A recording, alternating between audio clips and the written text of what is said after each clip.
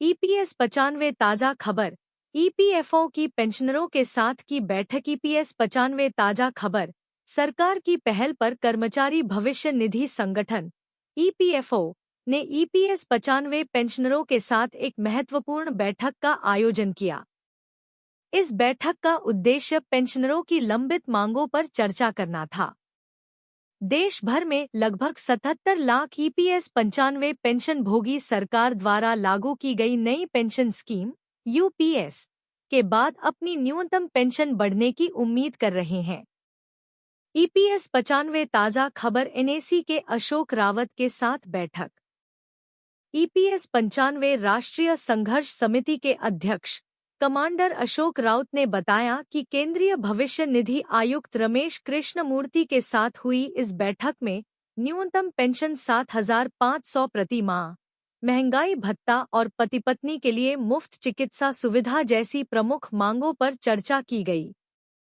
समिति द्वारा उठाए गए मुद्दों और दिए गए सुझावों पर 15 दिनों के भीतर पुनः बैठक करने पर सहमति बनी है। बैठक में समिति के पदाधिकारियों ने यह भी स्पष्ट कहा है कि जब सरकार यूपीएस में अपना अंशदान 18.5% दे रही है, तो ईपीएस 95 में केवल 1.16% क्यों? उन्होंने न्यूनतम पेंशन 10,000 रुपये करने की मांग करते हुए कहा कि वे केवल 7,500 रुपये की मांग कर रहे हैं। राष्ट्रीय महासचिव वीरेंद्र सिंह राजावत ने बताया कि एक और यह बैठक ईपीएफओ मुख्यालय में हो रही थी। वहीं दूसरी ओर देश भर में ईपीएफओ कार्यालयों में प्रधानमंत्री और श्रम मंत्री के नाम ज्ञापन सौंपे जा रहे थे। आपको बता दें कि यह बैठक 27 अगस्त को दोपहर में आयोजित की गई थी। वित्त मंत्री के साथ भी हुई ईपीएस 95 पेंशन वृद्धि पर चर्चा। ईपीएफओ के साथ हुई बैठक के बाद ईपीएस 95 पेंशनधारकों की एक अहम बैठक कल 30 अगस्त को वित्त मंत्री निर्मला सीतारमण के साथ हुई, जिसमें एनएसी समिति के राष्ट्रीय अध्यक्ष कमांडर अशोक राउत, राष्ट्रीय महासचिव वीरेंद्र सिंह राजावत, राष्ट्रीय सलाहकार पीएन पाटिल, राष्ट्रीय सचिव रमेश बहुगुणा, बीएस नारखेड़े, महिला फ्रंट की अध्यक्षा शोभा ताई आरास एवं सरिता ताई नारखेड़े भी उपस्थित रही आए, जिसमें ईपीएस 95 पेंशनरों की न्यूनतम पेंशन 7,500 रुपये महीना एवं महंगाई भत्ता, बिना भेदभाव के उच्च पेंशन लाभ तथा पति पत्नी को मुफ्त चिकित्सा सुविधा देने की मांग की गई। समिति के पदाधिकारियों ने वित्त मंत्री से आग्रह किया कि जिस प्रकार यूपीएस में सरकार ने अंशदान बढ़ाया है, उसी प्रकार ईपीएस में भी अंशदान देकर वृद्ध पेंशनरों को आर्थिक बदहाली से उबारा जा सकता है। ईपीएस 95 आज का न्यूज। पेंशनरों की वित्त मंत्री के साथ अहम बैठक। ईपीएस 95 आज का न्यूज। नई दिल्ली। सरकार की नई पेंशन स्कीम यूपीएस लागू करने के बाद ईपीएफओ द्वारा संचालित ईपीएस 95 पेंशन पर सरकार का ध्यान गया है। ईपीएस 95 के पेंशनर पिछले 7 से 8 वर्षों से पेंशन बढ़ाने की मांग को लेकर आंदोलन कर रहे हैं।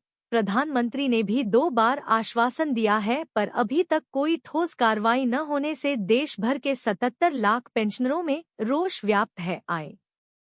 ईपीएफओ के साथ हुई अहम बैठक। पिछले कुछ दिनों से श्रम मंत्रालय एवं वित्त मंत्रालय ईपीएस 95 राष्ट्रीय संघर्ष समिति के अध्यक्ष कमांडर अशोक राउत और उनकी टीम के साथ बैठकें कर रहे हैं। 27 अगस्त को केंद्रीय भविष्य निधि आयुक्त एवं अपर सचिव श्रम मंत्रालय रमेश कृष्णमूर्ति के साथ वार्ता हुई और 28 अगस्त को वित्त मंत्रालय में अतिरिक्त सचिव एक्सपेंडिचर परमा सेन के साथ बैठक करके पेंशनरों की समस्याएं और उनके समाधान पर विस्तार से चर्चा हुई। ईपीएस 95 आज का न्यूज। पेंशनरों की वित्त मंत्री के साथ अहम बैठक। कल 30 अगस्त को वित्त मंत्री निर्मला सीतारमण के साथ एनएसी समिति के राष्ट्रीय अध्यक्ष कमांडर अशोक राउत, राष्ट्रीय महासचिव वीरेंद्र सिंह राजावत, राष्ट्रीय सलाहकार पीएन पाटिल, राष्ट्रीय सचिव रमेश बहुगुणा, बीएस नारखेड़े, महिला फ्रंट की अध्यक्षा शोभा ताई आरास एवं सरिता ताई नारखेड़े की बैठक हुई, जिसमें ईपीएस 95 पेंशनरों की न्यूनतम पेंशन 7,500 रुपये महीना एवं महंगाई भत्ता, बिना भेदभाव के उच्च पेंशन लाभ तथा पति पत्नी को मुफ्त चिकित्सा सुविधा देने की मांग की गई। समिति के पदाधिकारियों ने वित्त मंत्री से आग्रह किया कि जिस प्रकार यूपीएस में सरकार ने अंशदान बढ़ाया है, उसी प्रकार ईपीएस में भी अंशदान देकर वृद्ध पेंशनरों को आर्थिक बदहाली से उबारा जा सकता है। वित्त मंत्री द्वारा बताया गया कि ईपीएफओ के प्रस्तावों पर विचार कर सरकार जरूर कोई ठोस निर्णय लेगी। सरकार देश के वृद्धजनों के प्रति संवेदनशील है और वित्त मंत्रालय से जो भी सहायता संभव होगी वह की जाएगी। इसी के साथ उन्होंने बुल्ढाना, महाराष्ट्र में ईपीएस 95 पेंशनर्स के पिछले 2076 दिनों से जारी क्रमिक अनशन को समाप्त करने की भी अपील की। ईपीएस 95 ताजा खबर, राहुल गांधी का ईपीएफ पेंशन वृद्धि पर समर्थन।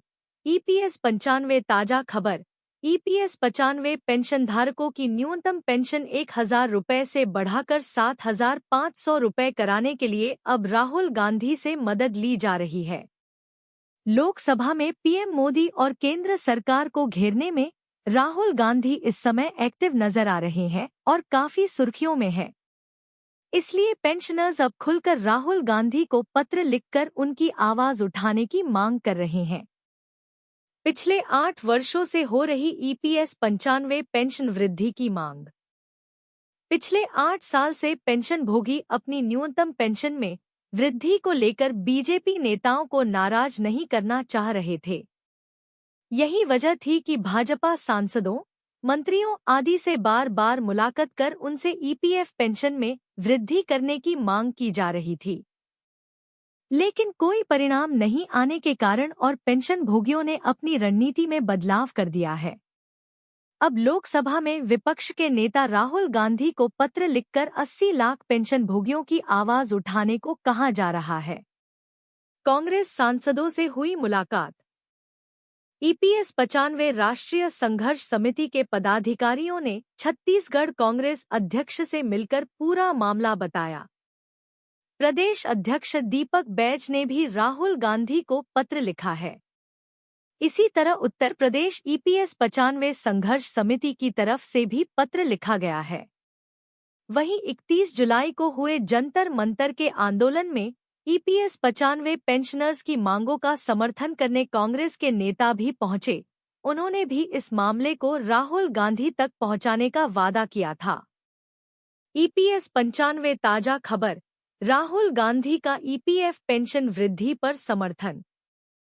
अब जब यह मुद्दा कांग्रेस के राहुल गांधी तक पहुंच चुका है तो उन्होंने 10 अगस्त को डॉ आर.सी. खुटिया को एक पत्र लिखकर बताया है कि उनके द्वारा 80 लाख ईपीएस 95 पेंशनधारकों के मुद्दे पर जो कदम उठाए गए थे उनके बारे में उन्हें जानकारी है और उन्होंने इस मुद्दे पर ध्यान दिया है।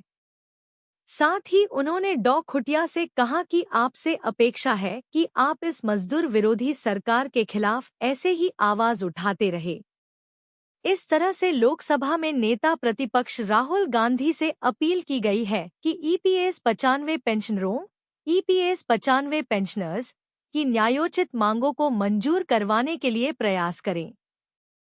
आपको बता दें कि ईपीएस 95 राष्ट्रीय संघर्ष समिति, EPS 95 national struggle committee (NAC) देश भर के 78 लाख पेंशनरों की अग्रणी संस्था है, जिसके देश के 27 राज्यों में पेंशनरों के कल्याण हेतु निरंतर कार्यक्रम चलते हैं।